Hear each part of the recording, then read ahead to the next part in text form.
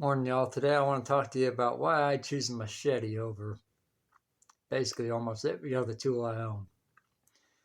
99 times out of 100, I don't have an axe or a hatchet or a saw. I don't even carry knives most of the time or multi-tools, rarely. If I'm around the house, that's one thing.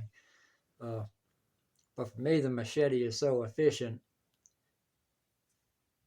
because it's the terrain. Now, up in the Arctic, you're going to have different terrains. If you're in the desert, you may a shovel may come in handier than a machete. Whereas up in the Arctic or something, a full-size axe may come in handy. But I'm going through cypress, I'm going through vines, palmettos, bamboo, and cane. And for me, the machete is just too efficient. I've done it for so long I can't even remember. And also, the one I have has a 12-inch blade, and it has a saw back on it. Keep them all sharp. Sharper the better. Mine are like razors. But even with the saw back on there, so technically I have a saw, but it's rarely used and there for an emergency, basically. So if I have to make a trigger for a spring snare pole, I can still do that. I can sit there and nitpick, which I could do it, but anyway, it's just there because it came with it. I can still feather stick with it. I can cut feather sticks all day long. It's efficient. I can still baton with it. I've done that. Still baton. I can skin a rabbit. I can clean a fish. I can strike it on a ferro rod with a 90-degree back that's right there. Or even here if necessary. And if I'm that desperate, I use the blade, but I've never been quite that desperate.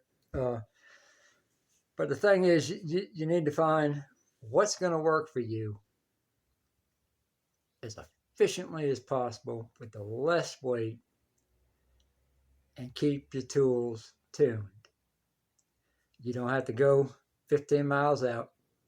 There's rarely a YouTuber that's actually going 15 miles out to practice their survival skills. They're in the backyard, they're at a park, they're on their personal property 200 yards out. But that's just one of the tools that I use. And I personally have found this so effective and so efficient for me that I rarely use anything else. I can still dig with it if I really have to in a hurry. I can dig out a root to eat. Most of the time, I'm probably still going to carve a digging stick and use it. But if I'm that desperate, so practice with what you've got and get efficient with it. Like I said, I've done this I've had this one for 10 years. Probably been doing it longer than that. But you can take one tool and get efficient with it. If you can get multi-tools into one, like this, I mean, wonderful. If you're making something, if you're making a slingshot, put something else into it. I'll show you some things coming up. But again, choose your tools for what you need, for your terrain, and then break it down as simple as you can. And I think that's going to help you a ton.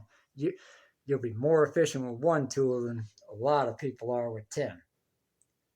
So anyway, I hope that helps. Appreciate y'all.